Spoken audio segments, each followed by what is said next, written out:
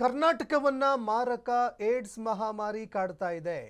AIDS ಪೀಡಿತರ ಸಂಖ್ಯೆಯಲ್ಲಿ ದೇಶದಲ್ಲಿ ಕರ್ನಾಟಕ 2ನೇ ಸ್ಥಾನದಲ್ಲಿದೆ. ಏಡ್ಸ್ ಪಟ್ಟಿಯಲ್ಲಿ 16ನೇ ಸ್ಥಾನದಿಂದ 2ನೇ ಸ್ಥಾನಕ್ಕೆ ಏರಿಕೆಯಾಗಿದೆ. ಯುವ ಜನರಲ್ಲಿ ಮಾರಕ ಏಡ್ಸ್ ಕಾಯಿಲೆ ಜಾಸ್ತಿ ಆಗ್ತಾ ಇದೆ. ಯುವ ಜನರಲ್ಲಿ ಮಾರಕ ಏಡ್ಸ್ ಇರುವ ಬಗ್ಗೆ ಮಾಹಿತಿಗಳು ಬಹಿರಂಗವಾಗಿದ್ದಾವೆ.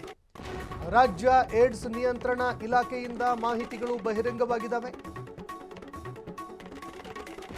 ಇನ್ನು ದೇಶದಲ್ಲಿ 16ನೇ ಸ್ಥಾನದಲ್ಲಿ ಇತ್ತು, ಈಗ 2ನೇ ಸ್ಥಾನಕ್ಕೆ ಏರಿಕೆಯಾಗಿದೆ.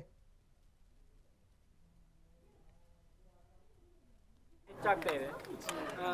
ಇದು ರಾಜ್ಯದಲ್ಲಿ ಈಗ ಕೇಸಸ್ಗಳ ಸಂಖ್ಯೆ ಕೂಡ 2026ರಲ್ಲಿ ಹೆಚ್ಚಾಗಿದೆ ಅಂತ ಈಗ ಒಂದು ವರದಿ ಬಂದಿದೆ. ಈ ಬಗ್ಗೆ ನಿಮ್ಮ ಸ್ಪಷ್ಟನೆ ಏನು? ನೋಡಿ, ಅಂತ ಯಾವುದೇ ಆದೇಶ ಎಲ್ಲಿಯೂ ಕೂಡ ಕೊಡಲಿಲ್ಲ ಮತ್ತು ಯಾವುದೇ HIV ಸಂಬಂಧಪಟ್ಟ ಹಾಗೆ ಕಡ್ಡಾಯವಾಗಿ ಟೆಸ್ಟ್ ಮಾಡಲಿಕ್ಕೆ ಯಾರನ್ನು ಕೂಡ ಸಾಧ್ಯವೂ ಇಲ್ಲ. ಇದು ಇಂಟಗ್ರೇಟೆಡ್ ಆಗಿ ಒಂದು ಮೇಯ್ನ್ ಅವೇರ್ನೆಸ್ ಕೊಡುವಂಥದ್ದು ಇದರಲ್ಲಿ.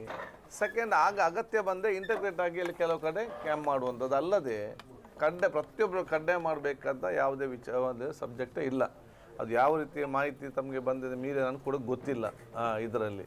ಮತ್ತು ಹಿಂದಿನ ಅದೇ ರೇಷೋದಲ್ಲಿದೆ ಹೊತ್ತು ಎಲ್ಲಿ ಹೆಚ್ಚು ಕೂಡ ಜಾಸ್ತಿ ಕೂಡ ಆಗಲಿಲ್ಲ. ಇವಾಗ ನಾನು ನಮ್ಮ ಅಧಿಕಾರಿಗೆ ಸಂಬಂಧಪಟ್ಟಾಗೆ ನಾನು ಬಂದ ತಕ್ಷಣವೇ ನಾನು ದೂರವಾಣಿ ಮುಖಾಂತರ ಚರ್ಚಿಸಿದ್ದೇನೆ. ಅವರೆಲ್ಲ ಕೂಡ ಮಾಹಿತಿ ಅನ್ನೋದು ಕೊಟ್ಟಿದ್ದಾರೆ. ನಾಳೆ ನಾನು ಮತ್ತೆ ಹೋಗಿ ಇದಕ್ಕೆ ಸಂಪೂರ್ಣ ಅದು ವಿವರವನ್ನು ತಗೊಳ್ತಿದ್ದೆ. ಮತ್ತೆ ಇದರ ಬಗ್ಗೆ ನಾನು ಒಂದು ಯಾಕಾಗಿ ಈ ರೀತಿ ಬಂತು ಏನು ಮತ್ತು ಜನರ ಗೊಂದಲವನ್ನು ಏನು ನಿರ್ವಹಣೆ ಮಾಡಬೇಕಾ ಅದು ಭಾಳ ಸ್ಪಷ್ಟವಾಗಿ ಅದನ್ನು ಮಾಡ್ತೀನಿ. ಏನಾದರೂ ಸುಳ್ಳು ಸುದ್ದಿ ಅಂಥದ್ದು ಏನಾದರೂ ಇದೆಯಾ? ಅಲ್ಲ, ಕೆಲವೊಮ್ಮೆ ತಪ್ಪು ಮಾಹಿತಿ ಅಥವಾ ಮಾಹಿತಿಯ ಕೊರತೆಯಿಂದ ಕೆಲವೊಂದು ವಿಚಾರ ಇರ್ತದೆ. ಅವ್ರು ಏನೋ ಒಂದು ಹೇಳಿರ್ತಾರೆ, ಅದು ಏನೋ ಒಂದು ಪ್ರಿಂಟಾಗಿ ಬಂದಿರ್ತದೆ.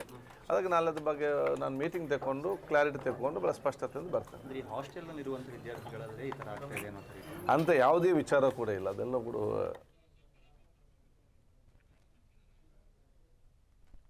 ಇನ್ನು ಈ ವಿಚಾರಕ್ಕೆ ಸಂಬಂಧಪಟ್ಟಂತೆ UT ಖಾದರ್ ಅವರು ಮಾತಾಡಿದ್ದಾರೆ. ಸಚಿವರ ಮಾತುಗಳನ್ನು ಕೇಳಿಸ್ಕೊಳ್ತಾ ಇದ್ರಿ.